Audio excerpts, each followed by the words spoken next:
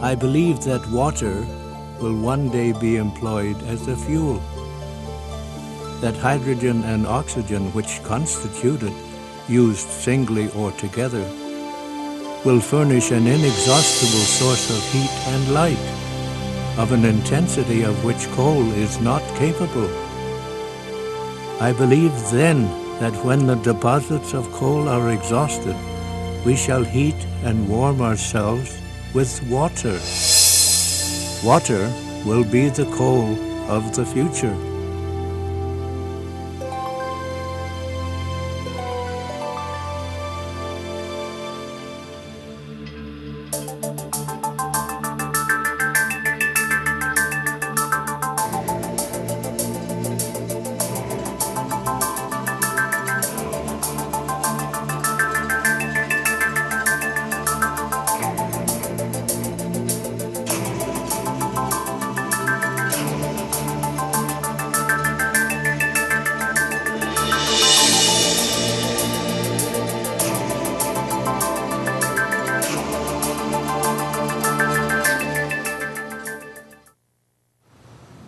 Energy is the central commodity of global civilization. Without huge energy resources to supply the growing needs of humanity, economic and social progress would stagnate, and the world would plunge into a new dark age. Today, we expend the equivalent of 2,000 barrels of oil per second, and this is growing, especially in developing nations.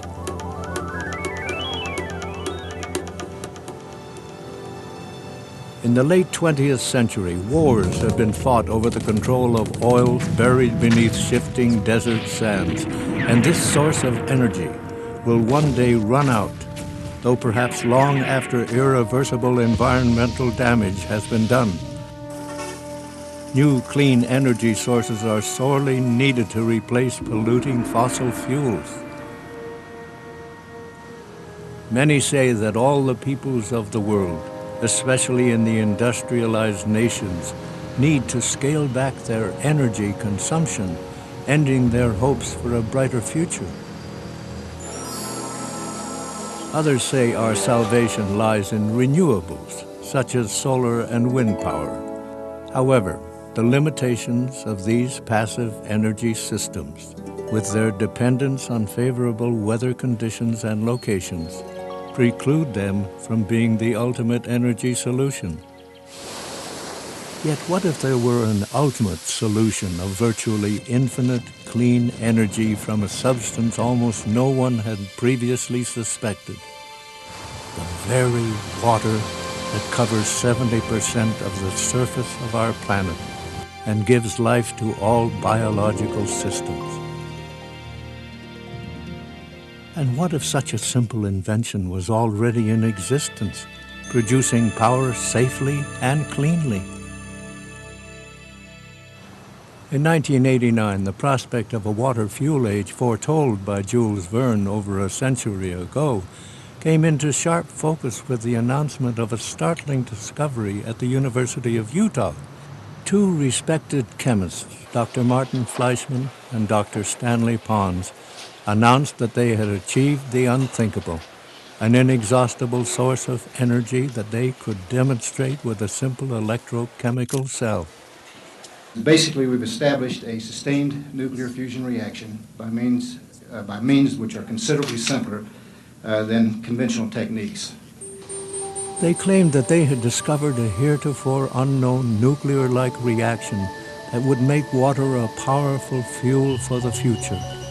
It became known as cold fusion because it apparently delivered fusion energy like that produced in the sun or by hydrogen bombs. Yet not at millions of degrees, but much closer to room temperatures. Moreover, it emitted no deadly radiation. Ironically, the press conference came less than 12 hours before the Exxon Valdez ran aground off the coast of Alaska, spilling millions of gallons of oil into pristine waters. It is now a decade later, with a world so desperate for new sources of clean energy. what happened to the promise of cold fusion? It was a big story then, making headlines around the world.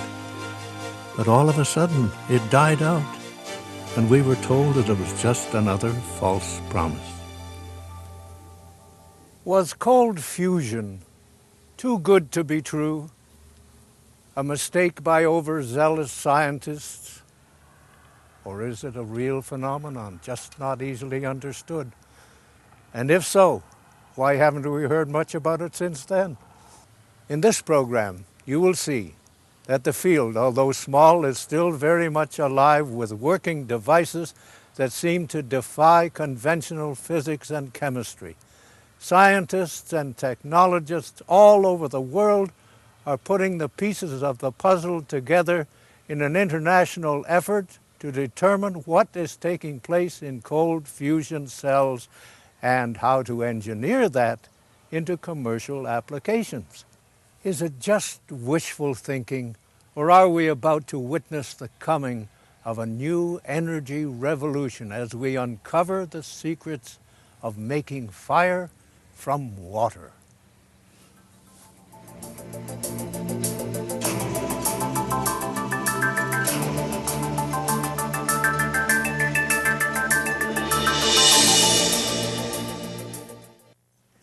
This is the apparatus.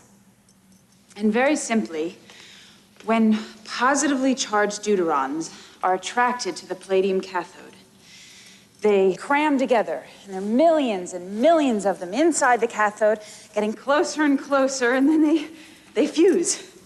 And they create energy in the form of helium. But how do we know it works? Because it's there, it's in nature, the raw, natural power just waiting to be harnessed.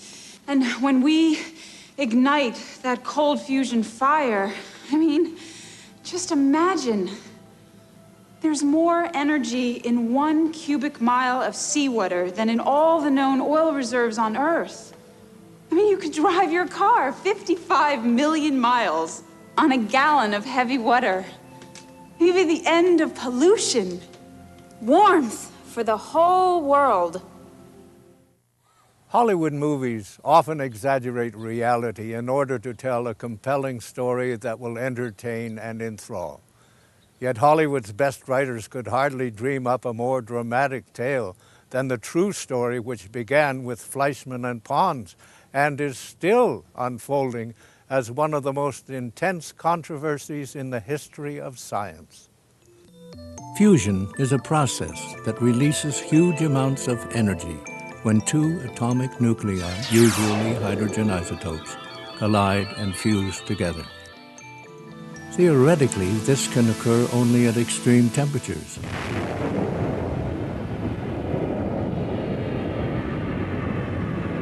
For decades, scientists at Princeton, MIT, and other institutions have been pouring billions of government dollars into building plasma fusion reactors, magnetically ringed vessels called tokamaks, that could contain this hot fusion reaction. Their goal? To bring the nuclear fire of the sun down to Earth using the hydrogen in water as fuel. Although much has been learned in the quest for controlled fusion, success has been elusive, and the promise of hot fusion remains as distant as ever. To date, not one extra watt of power beyond the electrical power fed in has ever been generated. Water itself is quite a mysterious and powerful substance. Given enough time, it can erode steel and rock. It is composed of hydrogen and oxygen, two of the most reactive elements on Earth. Science has also known for over 200 years how to extract hydrogen and oxygen gas from water through the process of electrolysis. It was from this field of electrochemistry and not nuclear physics that there emerged a revolutionary idea of a new kind of fire from water. In the 1980s, Fleischmann and Pons used their own money to conduct experiments for 5 years. They passed a current through an electrochemical cell containing heavy water, or deuterium oxide. One of the electrodes, the negatively charged cathode, was made of the precious metal palladium. The electrical current separated individual deuterium nuclei, or deuterons, from the heavy water and forced them to pack tightly into the palladium cathode. What happened next inside the palladium at the atomic level remains a mystery and became the subject of intense debate. Whether it was actual nuclear fusion or some other as yet unknown phenomenon, the result produced far more excess heat energy than any known chemical reaction. Why is such a phenomenon so astonishing? Why did it provoke such outrage in the physics community? To most classically trained physicists, the concept of low-level nuclear reactions producing significant heat energy was inconceivable. The nuclei of atoms are all positively charged and naturally repel one another. They don't want to come together, to fuse, except at millions of degrees. And when they do, deadly radiation is released. When Fleischmann and Pons claimed that they had created nuclear reactions at room temperature, university and government laboratories around the world immediately set out to replicate the experiment, which, superficially, looked simple. Some reported similar anomalous heat and nuclear byproducts such as tritium, low-level neutrons, and helium. Others at major universities such as MIT and Caltech claimed they had found nothing. And what we see in our laboratory is no evidence for any unusual nuclear or chemical reactions. Critics insisted that if nuclear reactions were occurring, Fleischmann and Pons should have been killed by the radiation. Grumbling from frustrated researchers grew louder as accusations of faulty measurements and sloppy techniques were leveled at the two electrochemists. University of Utah officials were chastised for their haste in publicizing the discovery through the media instead of the peer review process. The emerging data was being drowned out amidst the clamor over impropriety and accusations of outright fraud. In conclusion, we have no evidence in our laboratory with any of our samples for fusion. I'm very sorry that Professor Lewis has no information on the tritium levels. That is available and is available in the correction list to the paper. We know the foreground, we don't know the background. I would like to specifically... The background, I beg your pardon, the background is available in the corrections to the paper. That might be. I would like to specifically hear whether or not helium... Don't Could we go on to the questions, please? Certainly. It was a very unfortunate time to make such an announcement for various political reasons, really. The situation in the United States, the situation with regard to the program in hot fusion. So that was against it. But also, of course, was the fact that we were not ready to make such an announcement. In April 1989, the U.S. Department of Energy convened a panel led by Dr. John Huizenga, an early cold fusion critic. We wrote a very negative report and concluded that the results that were being presented to us were contrary to everything we had found out about nuclear physics over the last 50 years. Editor John Maddox of the prestigious journal Nature nailed the lid on the coffin. I think that, broadly speaking, it's dead. And it'll remain dead for a long, long time. And of course, we didn't call it cold fusion at all. That was a term which was wished on us, but we never called it that. We felt the processes had to be nuclear to account for the high levels of the energy per atom. Earlier in this century, a very distinguished chemist by the name of Irving Langmuir defined pathological science as the science of things that aren't true. And I have labeled my book, Cold Fusion, the Scientific Fiasco of the Century, simply because there's no experimental evidence at this point that any nuclear reaction products have been formed. Therefore, the claim that cold fusion is a nuclear reaction process without a commensurate amount of nuclear reaction products is simply pathological science. The criticism of pathological science is one which has quite frequently been leveled at unusual investigations, which admittedly sometimes are at fault. However, there is also the situation that people will criticize a field long after they should really have given up. And that is pathological criticism. They just get trapped in a situation. They have made a criticism. They have to maintain that criticism against all the evidence. Cold fusion violates most of what I was taught in nuclear chemistry, and that's true of most people in the field. So you have to have some very persuasive evidence for its existence. That evidence was not persuasive. It was very indicative. It was the kind of evidence that normal people would use to go the next step. But it wasn't the kind of evidence that would convert somebody who was basically uncertain as to the reality of the phenomena. The idea that two chemists could be doing this on a tabletop really sounded almost Alice in Wonderlandish, I must say. So I think our reaction was not unlike that of other physicists who thought, on the one hand, gee, that'd be marvelous if they're doing it, and then on the other hand, my God, chemists doing it for probably pennies compared to what physicists have taken from the public coffer over the last 40 years, in the order of $40 billion to do hot fusion. So the nuclear physics community said, well, you know, the nuclear physics of this is looking very strange. It doesn't seem to be right. Where are the neutrons? Where are the gamma rays? And eventually, I think because of this bad nuclear physics, and because of the fact that people were having difficulty reproducing this, the physicists threw out the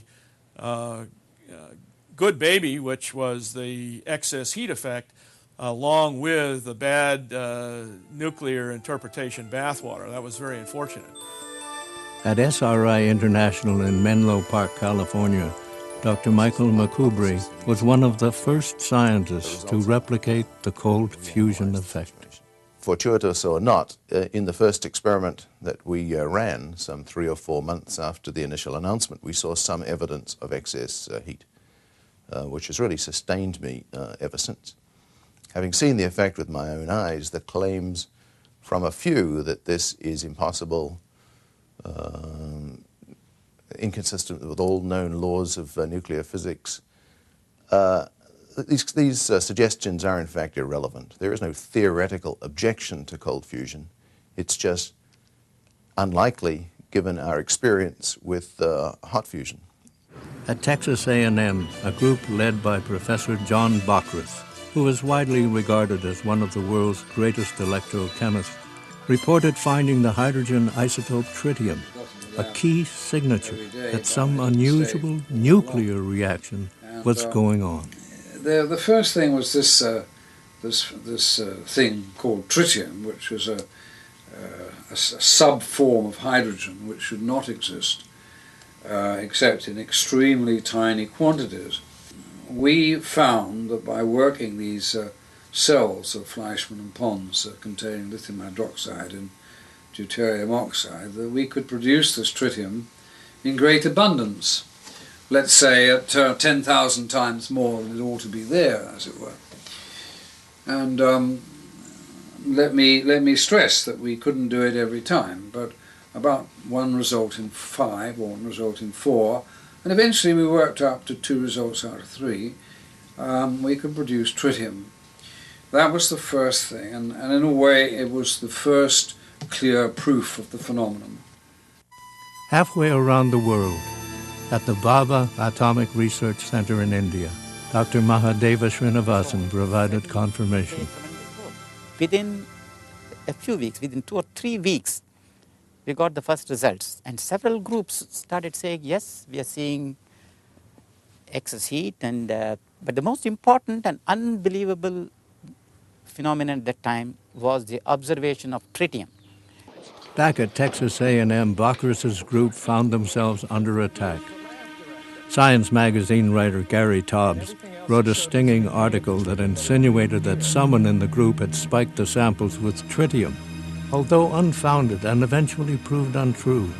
The allegation effectively dampened Bockrus's remarkable claims.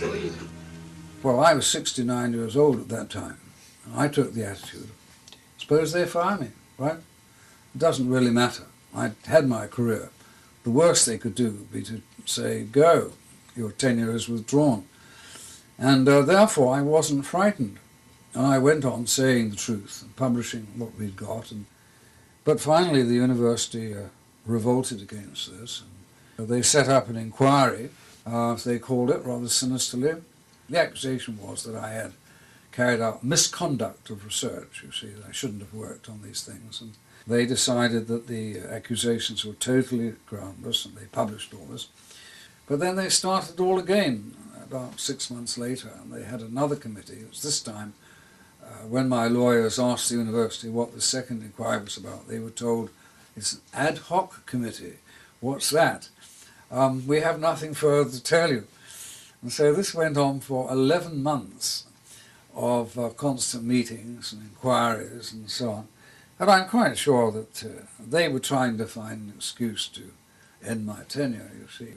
Getting tenure in most traditional science departments depends on doing mainstream research. Being a leader in mainstream research, but doing mainstream research, and not doing fringe area research, investigating things like cold fusion. Once you're tenured, it's a bit of a different story in that in principle you can investigate any field you like, and people have done that. But even then, the way things are connected with money, power in universities today, your life can be made rather difficult if you are identified with those areas. Finally, they came out okay. I mean, they gave me another letter. I'd had the letter of complete exoneration. This time it said that they had spent this 11 months and had found that I had never done anything, the phrase used were, that contravened the rules of procedure of this university, or something rather formal and stuffy like that. Normally we'd say that someone's innocent until proven guilty, and you'd be given the opportunity to have a trial rather than having an article written about what you've done wrong and identifies being guilty in the press rather than due process. Anyway, all these things were happening, and it just makes one sad. But I think the main part was that I had done work which was against the paradigm, and that was what they were really upset about. You know, people said that they'd been to other universities and people had laughed at it and said, what the heck are you doing, trying to disprove the laws of nuclear physics? And of course that's exactly what we were doing, and succeeding, you see. Even though positive results were still coming in, the Department of Energy's negative report effectively killed congressional funding in the United States. Fleischmann and Pons later packed their bags and left for France to carry on private research sponsored by the Toyota Corporation. By 1992, we had video recordings of intense energy release. By the summer of 1994, we had demonstrated sustained energy release. That, of course, if you say you wish to make this into a device, required further research. And we were always working on a time frame of trying to get to that point by about the year 2000. And I think that if the resources had been available, we would have got to that particular point, probably before the year 2000. But this did not happen.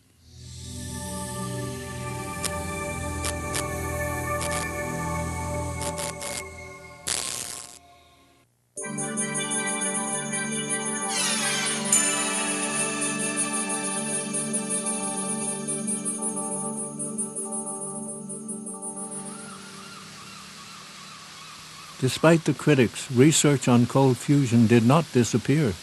By 1999, 8 major international conferences had been held.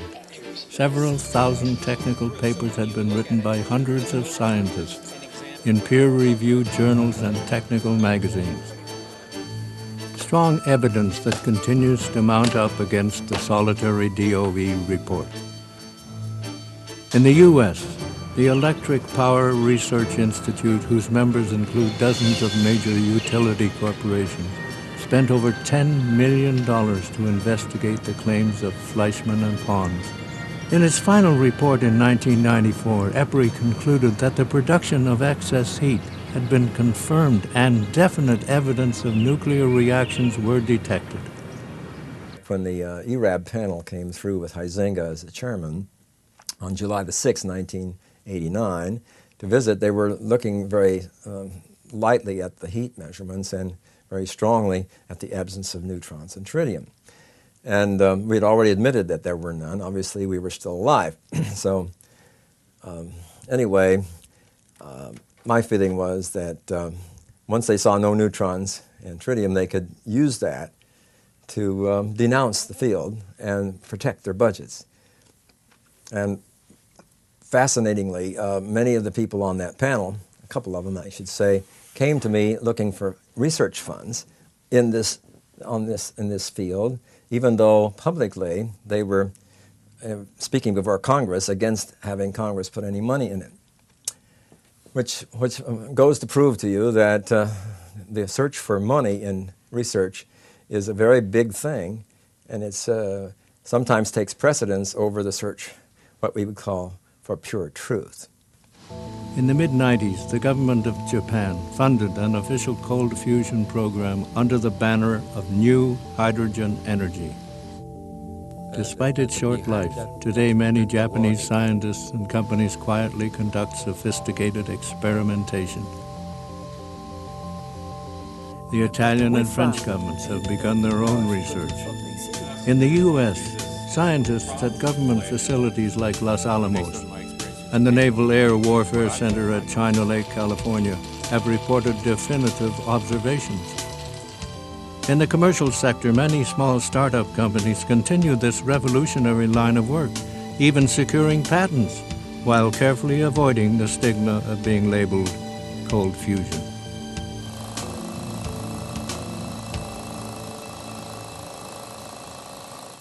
Writer, engineer, and futurist Sir Arthur C. Clarke has studied the controversy for years.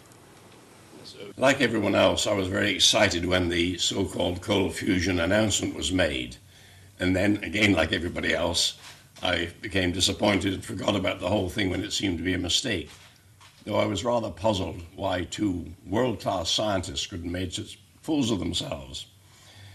Well, during the years that followed, slowly from time to time, there came news of other laboratories repeating the experiment and getting positive results. And there's been a sort of groundswell all over the whole world of new information. And during the course of the last 5 years or so, I've slowly become convinced from my original skepticism to a 99% certainty that it is for real. The evidence now is really overwhelming.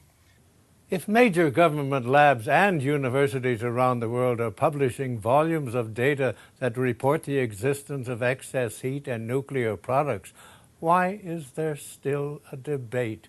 Why do many influential skeptics still insist that neither fusion nor anything out of the ordinary is going on? If you're doing an experiment, it should be reproducible. You should be able to, if you put the same things in, you should get the same thing out every time. Douglas Morrison of the High Energy Physics Laboratory, CERN. Despite 9 years of work, nothing is reproducible. They cannot consistently get the same result every time. And this is a major problem. It means you don't understand, you're not getting things, and it raises suspicion that probably you're making some mistake. You have little fluctuations, and if you get a big fluctuation, you save an effect, and a small fluctuation, you save nothing. Because people typically might do 20 experiments and get 2 or 3, they find something, which suggests that you're working just in sort of noise, the background noise, nothing actually there. Is the signal-to-noise ratio of the measurement strong enough so that scientists can be absolutely certain there has been no mistake, that they are actually measuring excess heat? Cold fusion scientists long ago put the issue of measurement accuracy to rest. Like good scientists, they tried to prove themselves wrong. Still, the excess heat findings persist. Since 1848, it has been known that a certain amount of heat is required to change the temperature of a given amount of water.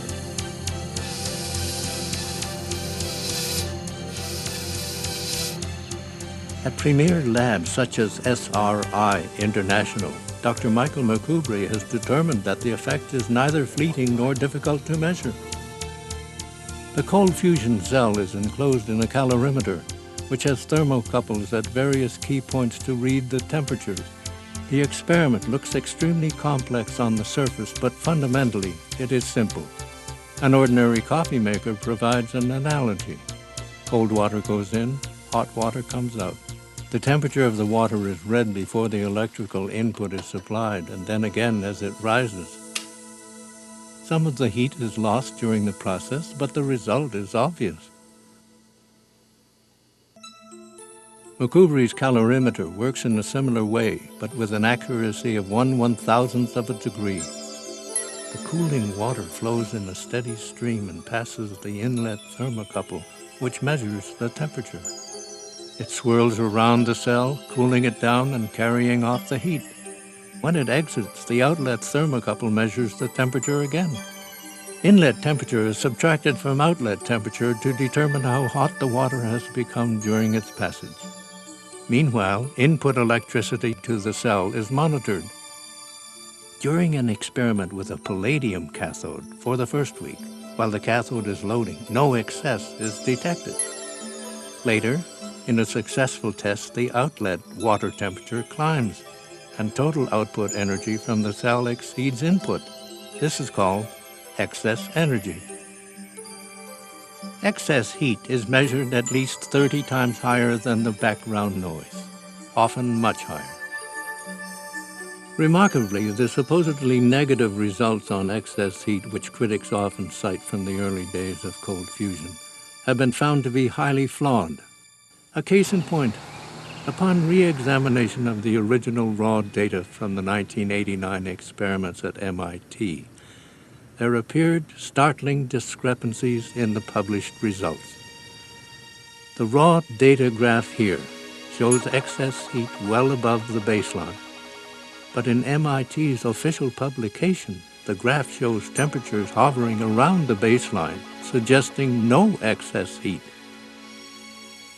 Engineer Dr. Eugene Mallove, a science journalist at MIT at the time, resigned in protest. In the case of MIT, it was a disaster. These people, before even analyzing their calorimetry data, held a party for the death of cold fusion. And then they, unfortunately, fudged the data, manipulated the data to make a positive result look negative. At the very least, the people at MIT had an obligation to go back and check their experiment again. Their results don't prove cold fusion, but they certainly had a positive result. Professor George Miley, director of the Fusion Studies Laboratory at the University of Illinois, was one of the few editors of a peer-reviewed physics journal to accept papers on cold fusion. Positive measurements of helium, continued reports of heat burst, the tritium measurements that people have done, while they're not reproducible always, the fact that they occur kept encouraging me. Let's take a tritium as an example, which is work that Tom Claytor has done at Los Alamos. At a meeting about a year ago where he was presenting his material, I asked him what I thought was a key question. Have you convinced your management at Los Alamos that tritium is real? Because it seems like such a convincing case. And he said, no, I haven't. I said, why not? He said, well, the problem is that I only get a positive results 3 times out of 10. Now think about that. If it happens once, the inquisitive scientists should say, well, how did it happen? Let's find out how we can make it happen again and how we can ultimately make it happen consistently. The tritium work was the first indication to me that there was a reality. And then Claytor at Los Alamos also got positive results, and so did Howard Menlove. And they're people that I respect and could talk to personally. I then wrote a review of the field, looking at everybody's work worldwide, and talked to many of the people that were involved in the work. And on the basis of that review and personal knowledge of my own work and other people's, it became fairly clear that there was a very strange phenomena occurring here. There is clearly evidence of anomalous excess heat which occur in these experiments under some rather difficult to achieve conditions, but rather well-defined conditions. There are also, in similar experiments sometimes, and rather dissimilar experiments sometimes, evidence of an anomalous nuclear process. And both anomalies are worth pursuing. It's my suspicion, my bias, if you like, that the two anomalies are in fact connected, that there's an underlying fundamental mechanism which connects the two. I would be satisfied with an accurate description of the method by which the lattice, the palladium crystalline system with deuterium inside it, how that crystalline system interacts with the nuclear process. There is something new coming up. And so, like everybody, you know, professors who teach physics hate to change their courses. And generally, they don't appreciate monsters which crop up and which cannot be explained within the frame of the present knowledge.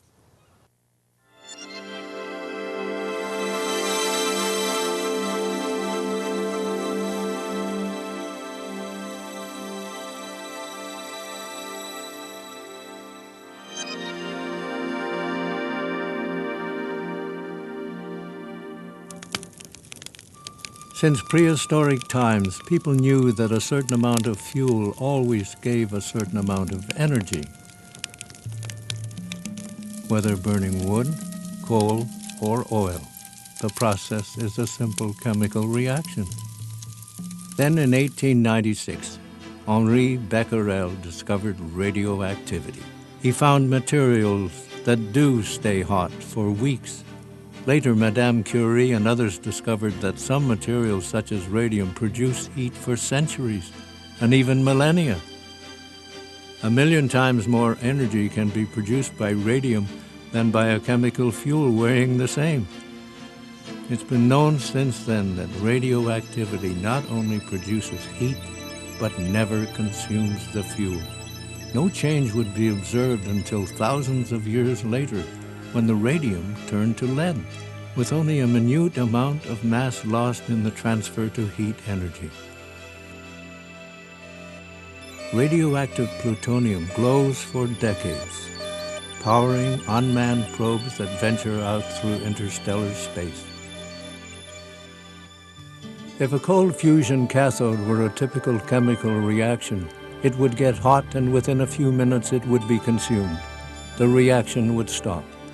In fact, there are no known chemical fuels in the cell. It contains mostly water, which is chemically inert. Water cannot burn. Yet in experiments, cold fusion heat has continued for days, sometimes weeks. The only thing modern science knows that is consistent with this is a nuclear reaction. However, it is conceivable that there may be a process even more powerful than nuclear reaction that physics does not yet understand. That is the mystery of cold fusion. For though scientists have identified telltale nuclear changes in cold fusion materials, they cannot agree on what exactly is this reaction or set of reactions that produce excess heat. Cohesion and condensation into cohesive packages, to me, is very attractive. But then there are other ones involving various kinds of other nuclear particles. Why coherence effects? Because that allows you to couple the energy of the nuclear reaction to the lattice, so you get heat instead of radiation.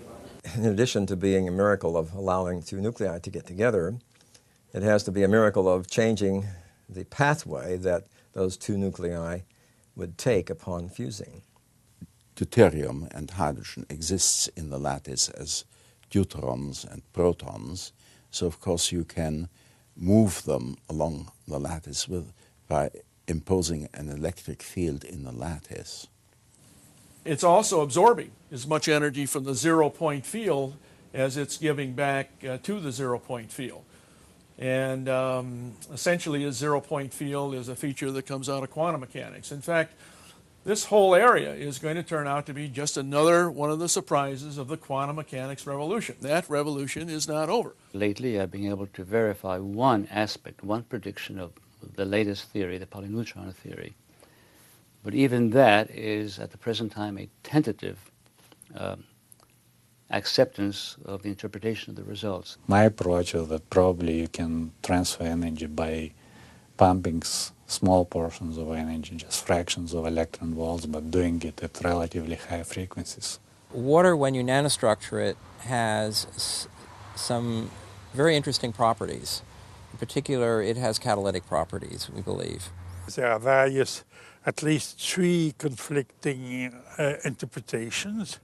One of them is just it's some property of hydrogen or deuterium inside matter, or it's a property of the particles themselves, which is revealed by the absorption within solid matter.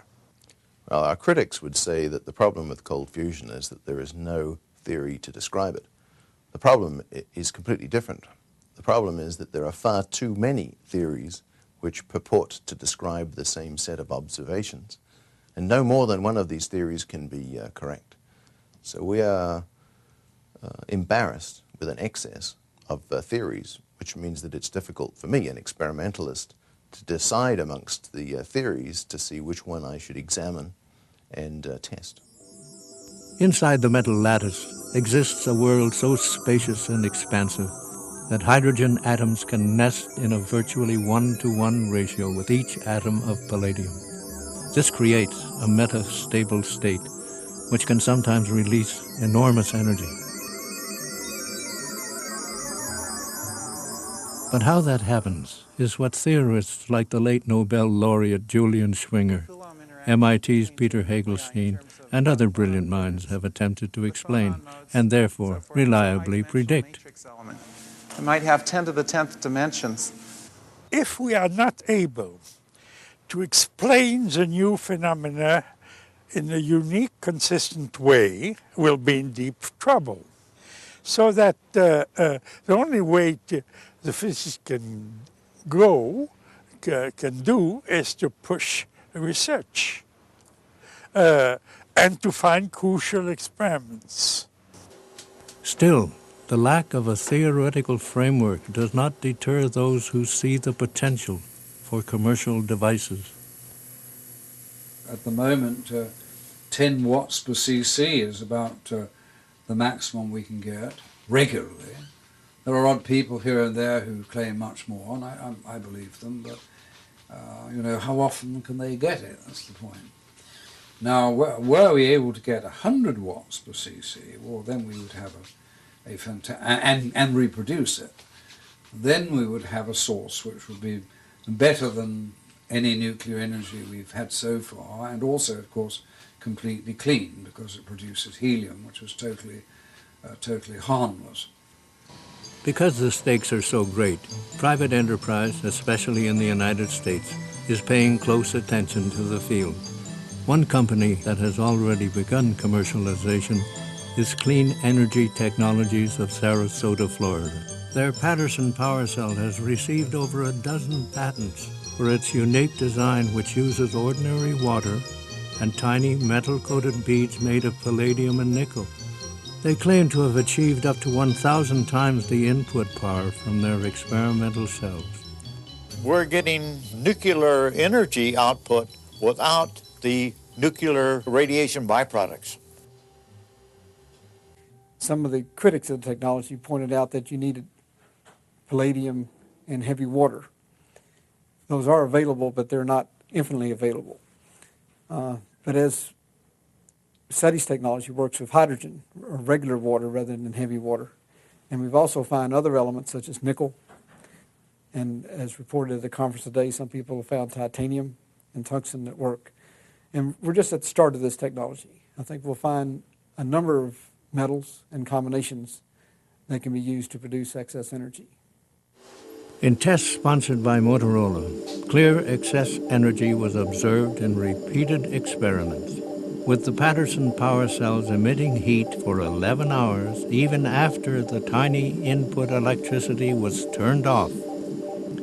SETI's power cells have been examined in detail by numerous laboratories, including the French Atomic Energy Commission. Is using small plastic beads about 1 millimeter in diameter, coated with nickel, palladium, and nickel. Each layer is about 1 micron, very thin layers. Cold fusion seems to be a surface effect phenomenon. It's not a bulk effect. It doesn't seem to be bulk. That's coming from the surface. So by doing that, you have a lot of surface and little bulk. And because that's something to do with loading of deuterium in the crystal. If you start with thin films, you load them much faster. And that's a big surprise. They start producing excess heat almost right away, By the time we do the measurements, there's already excess heat. The use of other elements besides palladium is an exciting extension of the field. And it's made it obvious that there is a wide spectrum of environments, chemical environments, in which these nuclear reactions can occur. And some of these environments are much easier to produce than others. And in particular, it's easier to produce them in the nickel system than it is in the palladium system. But it depends on how you go about doing it, too. I mean, the electrolytic technique is very difficult, whereas the ultrasonic loading technique is much easier.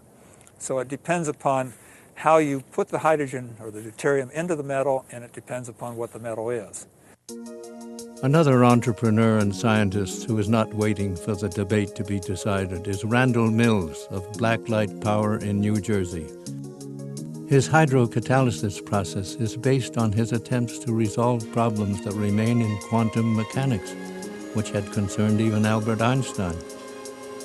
In early 1999, Blacklight announced the discovery of an entirely new class of remarkable hydrogen compounds called hydrinohydrides, which, if proved real, would support Dr. Mills' theory.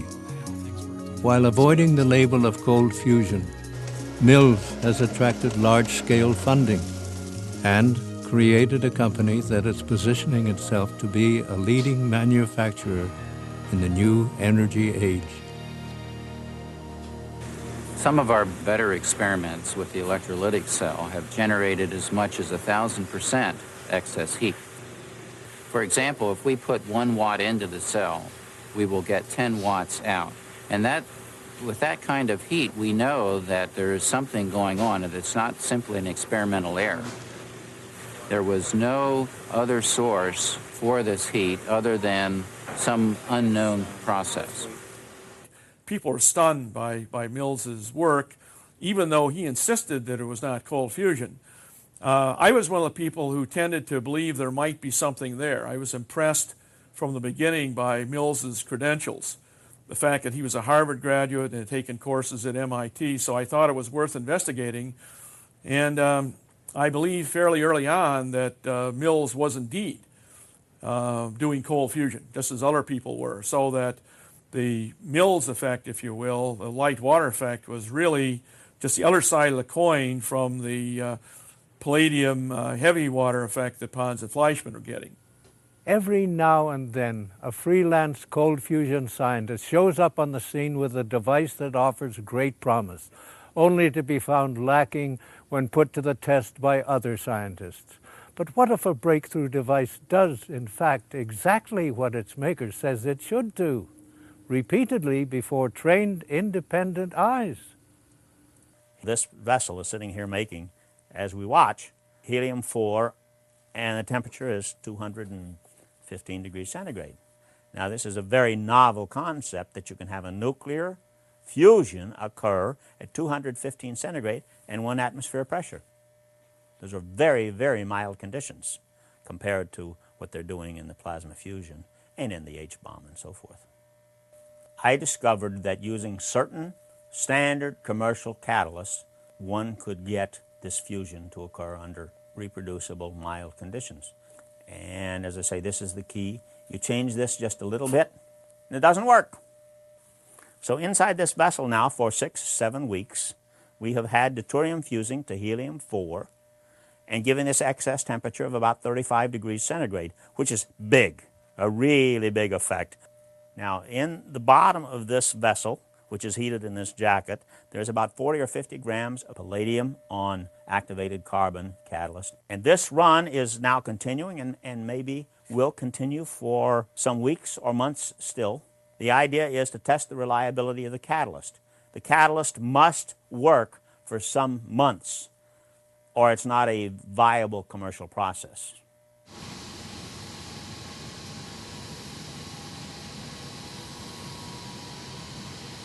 This experiment very much follows along the thought process of Les Case.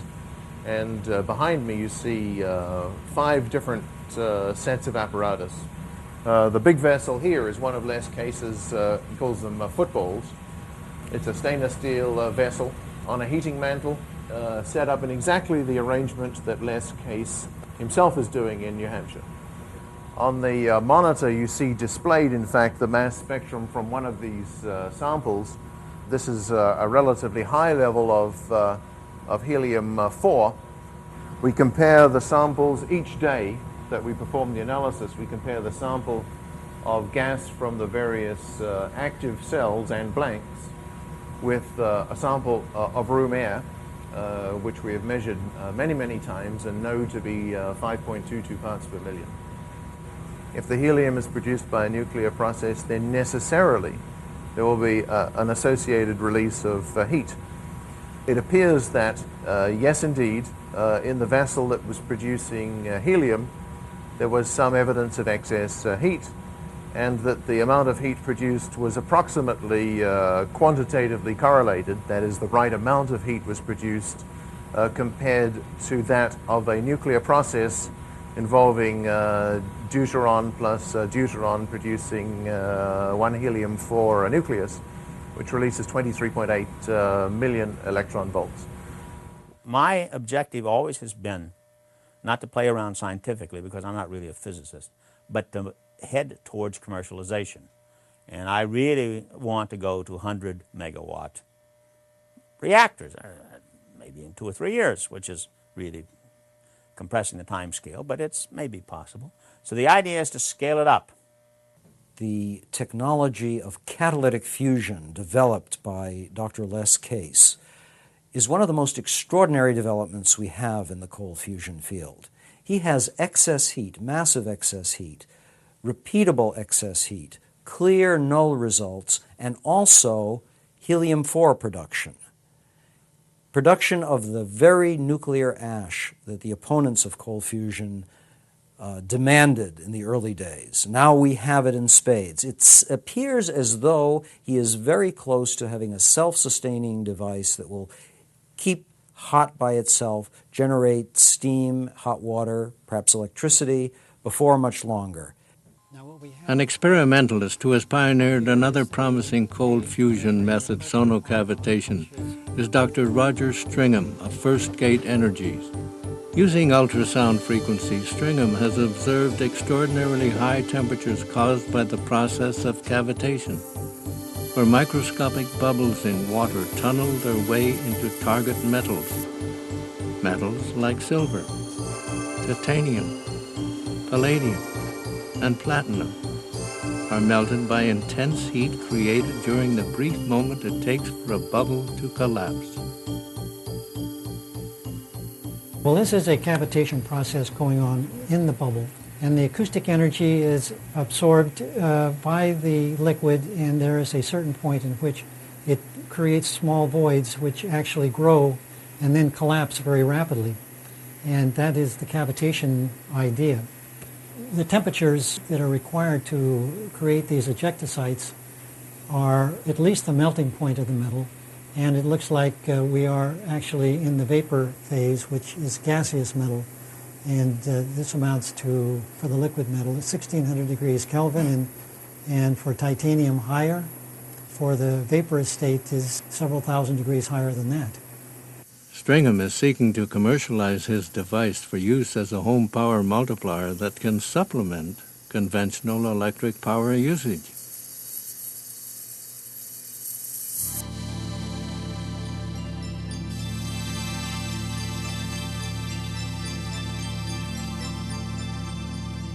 Transmuting base metals into new, more refined elements was once the long sought-after effect of the medieval alchemists.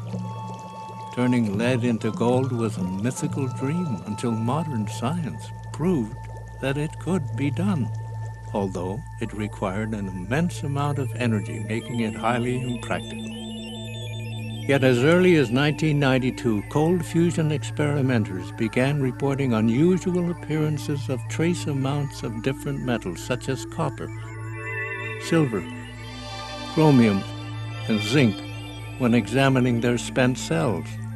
Rechecking for possible contamination, scientists like Bacchus and Miley confirmed that indeed new metals and isotopes were being formed, transmuted, during the process which produces excess heat. Kevin Wolf made many measurements of tritium. Then he got some even more astonishing results as early as 92, which were these transmutational results, the metal forming another metal inside the electrode, you see, which was super anti-paradigm. You know, there's that dreadful word alchemy, which we mustn't use, but it was a form of that in a way, that was creating new metals, you see. In Japan, Tadayoshi Omori and Tadahiko Mizuno at Hokkaido University have produced volumes of data under rigorously designed experiments showing the production of metals ranging from iron to platinum and beyond. The Omori cell using a tungsten cathode has consistently produced excess energy along with measurable amounts of transmuted metals. Once considered heresy, scientists are discovering that even heavy elements may be transmuted, opening a whole new world of possibilities. Companies like SETI and the Cincinnati Group have drawn the attention of the U.S. Department of Energy by developing processes that remediate radioactive waste. As with the current revolution in genetics, science is beginning to understand that we soon may be able to rearrange the most fundamental units of matter in any way we wish. Science fiction is quickly becoming science fact. If these new sources of energy do turn out to be real, and I say there's possibly several totally different varieties, the question is, what effect will this have on our society, on the future? Well, it's just possible they may be no more than laboratory curiosities and can't be scaled up to commercial levels. I think that's rather unlikely. Nuclear energy was once a laboratory curiosity. So let's assume that these devices can be developed. The future is then almost unlimited. It could be the end of the fossil fuel age, the end of oil and coal, and the end, incidentally, of many of our worries about global pollution and global warming. Right now, 2/3 of the cities has problem in pollution. And 1/3 of the land of my country is damaged by the acid rain. 80% of the power energy source is from coal. So this is a big problem. And right now we have 1.2 billion population. And we anticipate it will be 1/2 or more billion in the middle of next century. Right now, we consume 1 ton of the coal per capita. If we increase our power consumption by a factor of 3, we will burn about 5 billion tons of coal in the middle of next century. That's why I made my mind to do this cold fusion research. It's a big risk for me, but I think it's worthwhile to do it. But what I like about cold fusion is it is different from thermal power, hydroelectric power, or nuclear fission power because it is potentially small. and the investments required are much smaller. And hopefully it can be mass produced by industry. And this completely changes the whole concept of power generation, distribution, consumption. Examples of how these new energy technologies will replace fossil fuels are already in commercial development. In Vancouver, a small manufacturer of hydrogen cells called Ballard Power Systems has convinced major auto companies to switch to a system which is both non-polluting and eventually will be more economical. Although it is not a cold fusion device, the fuel cell is an interim technology that has been around for 150 years, but was only recently developed due to advancements in technology and the global environmental imperative. Cold fusion cells could easily take a similar pathway into the marketplace, with far more profound consequences, because it is millions of times more powerful than chemical energy per gram of fuel. If we have a new energy source like this, which is capable of being made in very small units on up to large units, that's going to revolutionize our future energy supply. And energy is still basic to man. It's basic to our standard of living. And also, if it's a type of energy that doesn't pollute in terms of fossil fuel, CO2, greenhouse effect, all these things, as at least we currently envision the cold fusion energy source would do, it not only will give us this future energy source, but it's going to help us be good stewards of our universe. Many now fear our global climate may be changing, largely as a result of fossil fuel combustion. The imperative to find non-polluting energy systems will continue to exert pressure on all sectors of industry and government. The very fate of life on Earth is at stake. Today, we can no longer say that the evidence is overwhelmingly compelling. It is now 100% certain. There is just absolutely no doubt about this. Commercial activities are underway to develop this new scientific phenomenon, which we certainly still do not fully understand. I believe the phenomenon will be developed irrespective of whether we understand it. Already there are several commercial units that appear to have energies in the kilowatt per cubic centimeter of material range. We see transmutation phenomena. We see helium-4 production. We see a range of methods of getting the excess heat. But at the same time, the establishment, the scientific establishment, appears absolutely deaf to all of this evidence. So I conclude that the only way that cold fusion will be triumphant will be in the commercialization. I think the electric power grid will absolutely wither away. I think automobiles, trucks, trains, planes, all forms of transportation will use this new powerful energy source, whatever its exact nature turns out to be. The writing is on the wall. The fossil fuel age is about to end. It's history in the making, what we're living here. I mean, I couldn't dream of a situation like that. Can you imagine living at the time of Einstein and Curie and Bohr, all these great people who were changing completely the science at the beginning of the century? And when I was going to school, to college, and all these things, it was like, it's over now. Everything is done. Just shut up and learn. And now, all of a sudden, I know that I don't have to shut up and I can do something in the field. I can bring my own contribution.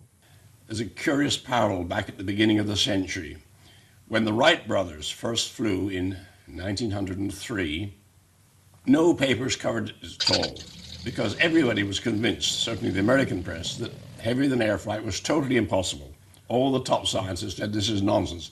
And editors wouldn't even bother to send journalists or photographers to interview the Wrights, or even to take pictures of them flying in full public view. And it wasn't for about 5 years that eventually they realized, my goodness, this is real. Heavier-than-air flight is possible. And I think a similar thing is going to happen with so-called cold fusion. Will cold fusion remain an intriguing curiosity, woefully underfunded and eclipsed by other exotic alternative energy processes? Or is there a long-range position for it within a diverse spectrum of 21st century non-polluting technologies that will make living in the third millennium more of a utopian dream, once envisioned by far-thinking science fiction writers like Jules Verne and Arthur C. Clarke? How much courage our scientific and business leaders summon today may very well determine how the human experiment on planet Earth will fare. Think about that the next time you drink a glass of water.